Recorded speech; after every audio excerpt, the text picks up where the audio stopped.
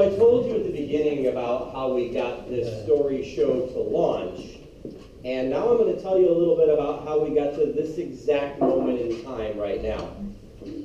So when this thing started to come together a couple months ago, I started to figure out who I wanted to have speak and what roles they might fill, and I talked to a couple of people, but I really had this idea that somebody who had a lot of experience speaking in Chicago, like Bruce, would come in and speak, which, thank you, universe. And then I had an idea that maybe I'd have one other person who had a lot of experience speaking in Chicago would come in, and that would wrap the show. So everything has gone exactly as planned, except I really couldn't figure out how the show was going to close. And my first instinct was to reach out to Scott Whitehair. And Scott Whitehair runs Story Lab Chicago, and I've spoken about that already. And he's been one of my best mentors in this whole genre, and he's supported me getting the show started. He's invited me to host a show called Do Not Submit, which is going to be an open mic show starting in Evanston in April, where I'll be hosting, and people will come and sign up that night and tell a 7-minute story. And he has been so amazing to me, and he so wanted to do it, but he teaches a class called Storytelling for Everyone, and this was the last night of this series of the classes. So then I thought, well, you know, there's other people I've interacted with in Chicago in the storytelling scene, and I reached out to a few of them, and they didn't have the availability either. And then I thought, I'm going to go to my IPPY stuff, right? Because, who are my IPPYs out here tonight, by the way? IPPYs? Okay. For those of you who don't know what an IPPY is, so we teach infinite possibilities, IP, so IPPYs. You go through the program, you become an IPPY. So I thought I'm going to do my IPPY stuff, and I'm going to write it down on my vision board, and I'm going to say, Dear Universe, who's going to do the last story at our show? How about you? Well, you're jumping ahead, Emily, but thanks for that. And then I thought, this light went on, and I thought, okay, well, I know Mike Dooley, and he's in Chicago that weekend, and he writes the notes from the universe. Anybody here sign up for Notes for the Universe? Okay, so if you don't, it's really cool. And I know Mike, I worked with him, so I thought, maybe the universe himself is going to come and tell a story tonight. So I reached out to Mike through a source that we both know, who's his right hand, Regina Garapi, because, like, you can't just text the universe. Like, even if you think you know him, you can't whip out your iPhone and text the universe. And I didn't hear back from him, but that's okay, because he'll be here in the future. And then, all of a sudden, I realized that it was my show and Christiana's show, and maybe I would tell the last story. And the great thing is that Christiana knew this from the very beginning. Yeah. She just had to give me enough rope to figure it out myself without hanging myself. As usual. Thank you. So I'm going to tell the last story tonight. And it's a story about mentors. I've had a lot of great mentors in my life. And it started with my mother and father, who are the two best mentors I ever could have had in my life. And I often find myself saying, I won the parents' lottery, and it's so true. And then I've had other mentors in my life. I've had teachers in school, I've had martial arts instructors, yoga teachers, I've had a Turkish guy in a wine shop that was 80 years old who mentored me. I had a guy on a train named Jamal who passed in and out of my life in 30 minutes who mentored me. And the possibilities are really infinite where you can find your mentors. And then I realized as I was growing as a human, both when I was young and now, that I really like teaching as well. And I like being a mentor. And I wanted to be a mentor way more before I even had the ability to do so. But like I kept playing this game in my head of how do you balance these two energies. So I kept learning. And through the years, I continued to reconnect and I grew. And I found myself gravitating into roles where I could work in a position where I had some leadership, where I could teach, where I could train. And thank God I got involved in martial arts and yoga at an early age. In my late 20s, not that early, but early enough. And having been in those arts for 20 years, it's really created a platform for me to have people look up to me for advice and leadership and just comfort. And I remember when I was a young black belt, the first assignment I got was to run a club at LPAC. which is the club right down the street here. It was about 15 years ago. And I've been teaching a lot of classes for my sensei at that point. This was my first own real class. And it was marvelous.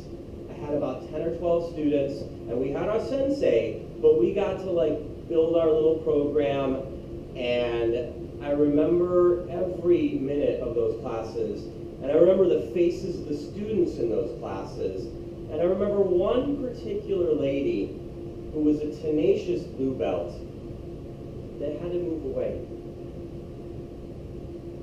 Have you ever been involved in something that was so meaningful to you, a club, a church, a group of people, and you had to leave them? It was harder to leave them than your house, wasn't it?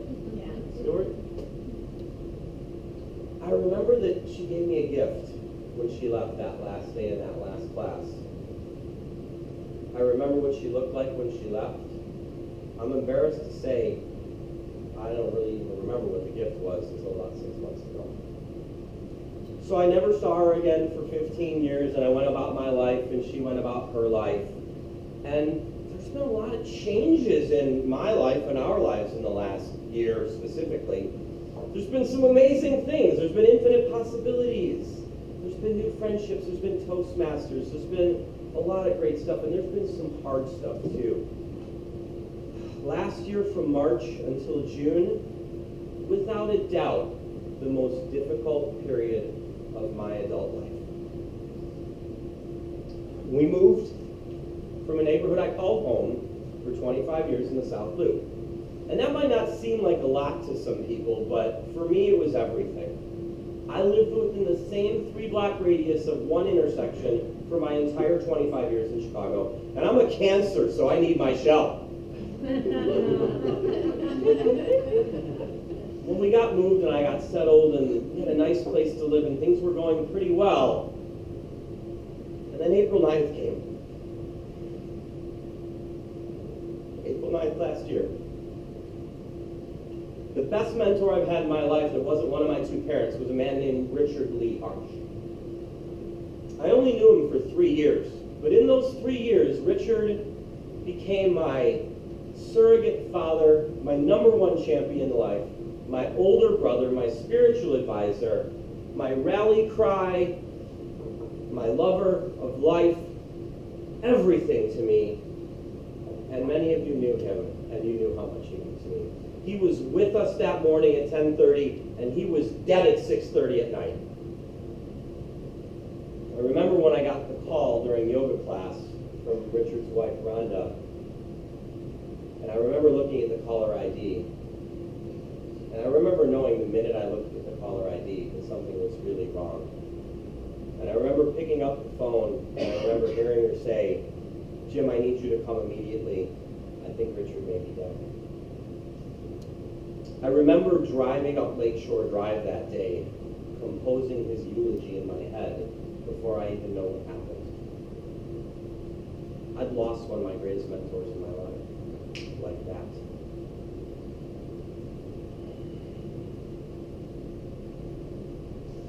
I had the move, I had Richard, and then I had my 50th birthday looming just a couple months ahead. I was broken. I was devastated, and I didn't even know how to take baby steps for a little while after that. But through the summer of my discontent last year, we were still moving before we found infinite possibilities.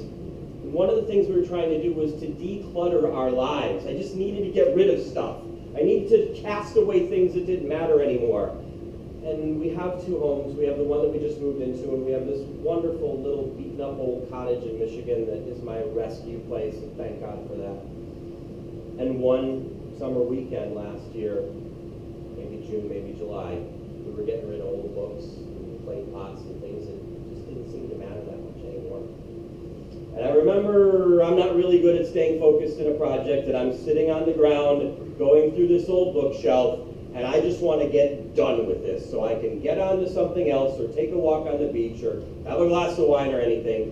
And so I just grabbed this entire stack of books out of the shelf, all paperbacks. I step back, I look at them.